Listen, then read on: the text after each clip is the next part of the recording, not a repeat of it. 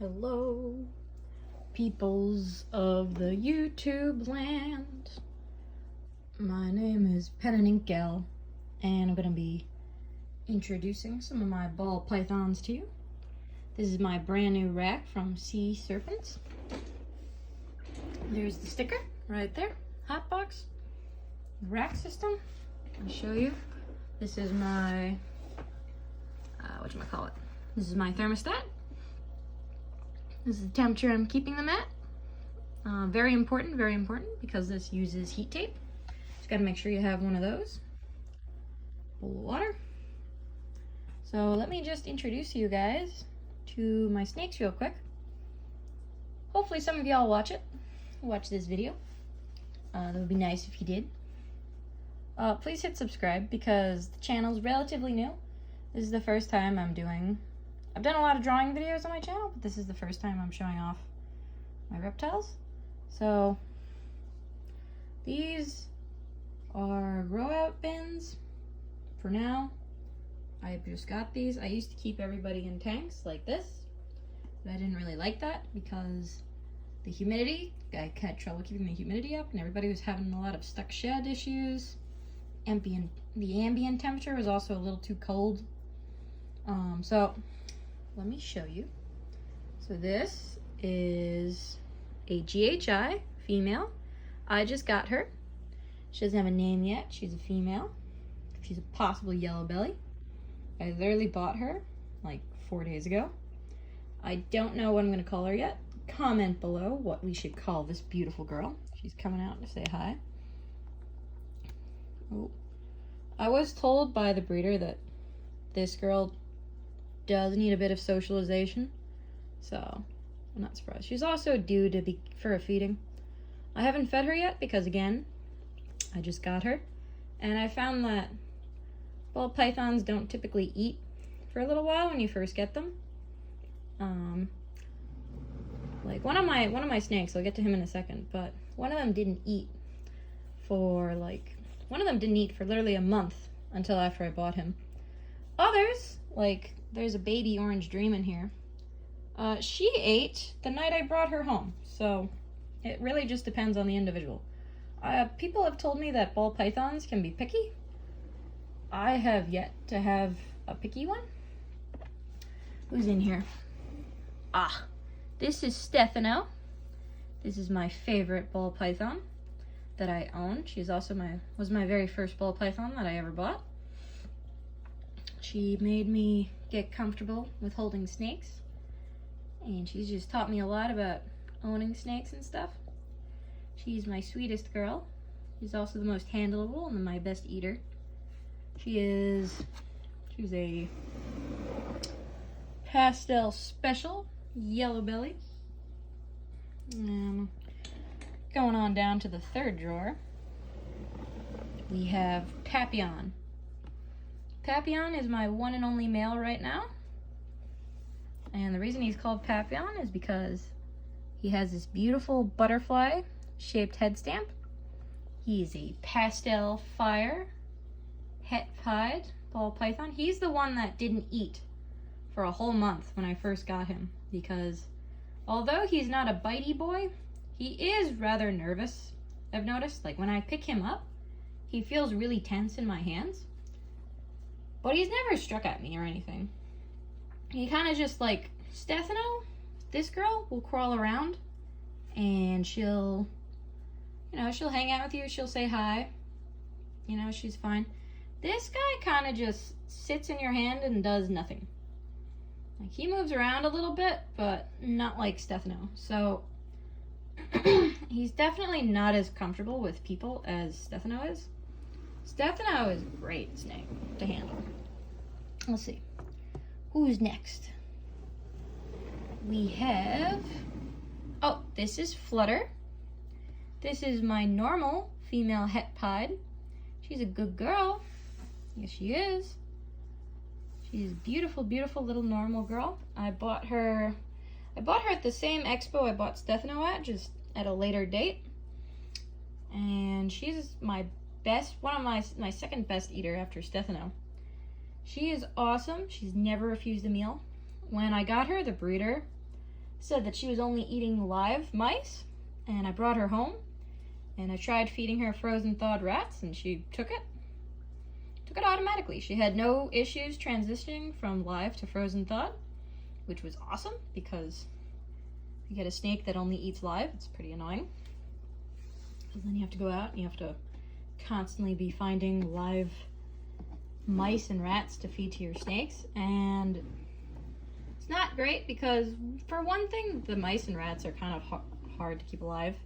Second, it's actually kind of dangerous for your snake. It can be, if the snake doesn't grab it and eat it right away, or if it grabs it in a bad position. The rat or mouse can actually bite the snake, and it can, it could rip all the skin off, and that's pretty gruesome, and it's not the greatest. Plus, people also get kind of sensitive about people feeding live rats and mice to their snakes.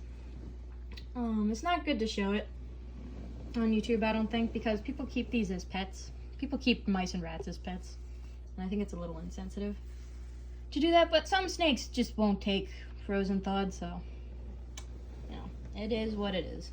It's how it works. And this is not a ball python. This is my baby boa. This is my baby boa girl. This is my only snake that is not a ball python right now. This is my first boa. Yes, I am aware how big she's gonna get. Don't worry. I've got a little account for saving up for a cage for her. It's gonna be nice. Yeah, very excited for her to grow up. I wanted experience with common boas, just so this way, eventually, because I eventually want to breed my ball pythons. And, I talked to a lot of snake people, and I don't know, I just wanted a common boa. I just really liked the way they looked. I did a bunch of research on how to care for them and stuff. And she's in a bin for right now. She's in a bin right now. It's fine. Works out fine. She eats fine. Drinks fine. Comes out. Says hello. We hang out together from time to time. Moving down. Ah, yes. All right. So this is one of the more controversial snakes in the ball python world. This is one of my 2 spider ball pythons. This is a spider blade 66% het clown. Her name is Olive Oil, and she's a spider. And people have an issue with spiders because they have a bit of a head wobble, which everybody says is a neurological issue, but I found a paper that says it has to do with their inner ear being underdeveloped. She's also my feistiest girl. She's not the sweetest girl. Yeah. When I was looking into getting ball pythons, I found all these videos about spiders, and I found that there's a lot of controversy because of the wobble. So I was curious, and I had the opportunity to get a spider ball python. It was a buy one, get one at a reptile expo. And I didn't buy her. I got her as the get one. I got one. You buy one and you get one free for the same value. So I bought a bumblebee, which is, which is the next one. Let's see, where are you? There you are. This is Stella Artois. This is the bumblebee I bought for $100, and then I got the other one for free. And the reason I got a spider is mostly because I wanted to form my own opinion on it. I wanted to know. I didn't want to just, go on the internet and see all these videos against them and then see all these videos for them. I wanted to form my own opinion. So I got 2 spiders, and, and yes, they are different in terms of behavior from my other snakes. They are a bit different, but they eat well, they shed well, they're handleable. I don't see the big deal yet. But, my opinion is subject to change. Who knows? These guys might develop one of those corkscrew wobbles that I've seen. I don't know. I'll make a full video later on about my thoughts on spiders so far.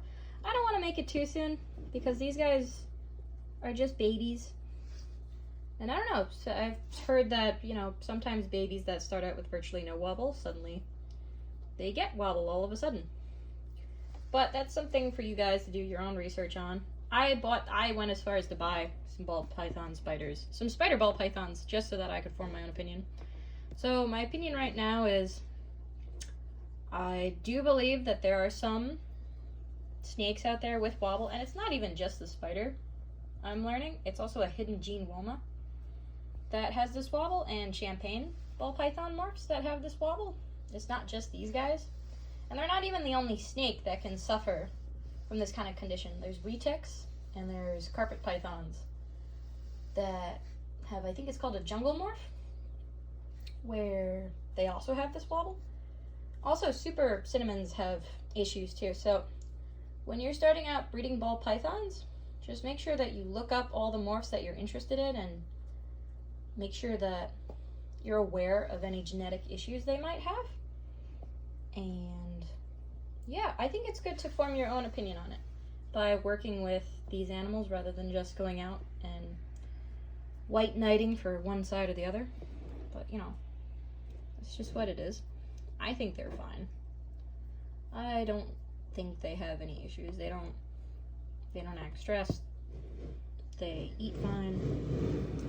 And you know, for now my opinion is I think they're just fine. Am I gonna breed them? I don't know. Maybe. I don't think I'm gonna breed this one. Because one, I don't like the personality this one has. This one has a bit of a tude. This is Olive Oil, by the way. She is stunning, and I do really like her. But this one has a bit of a tude, and this one, the wobble in her is much more apparent than the wobble in the bumblebee. So, will I breed these? Maybe. I might just breed them to see what happens. Then not again. They might just be kept as pets. I might just keep them as pets. But I don't know. Who knows? Who knows what's gonna happen? I don't know.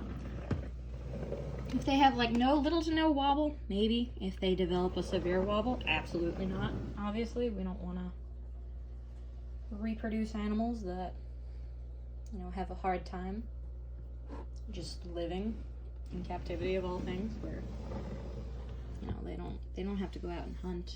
Their meals are all given to them. They're fine. They're really sweet. Really sweet snakes. Really good. If anybody out there is scared of snakes and you're looking to get over your snakes, get a ball python. Get some ball pythons. Or have a friend who has a ball python and just go and handle theirs and say hello to it a bunch. Great way to get over your fears. Great way. Excellent way. So yeah.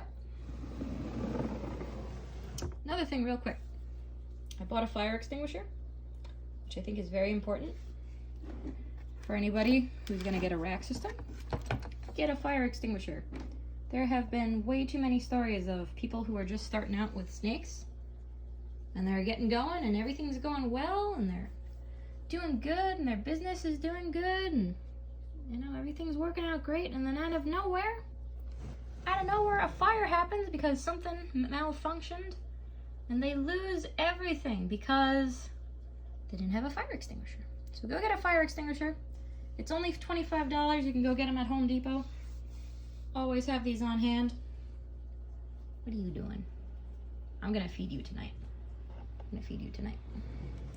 I don't think I can show feedings on YouTube without getting demonetized. They'd be frozen thawed feedings.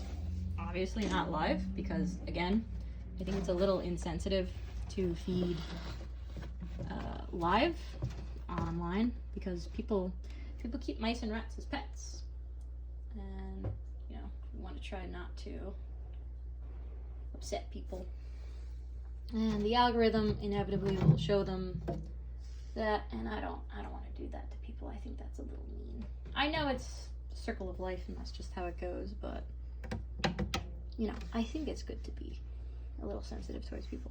This is a baby.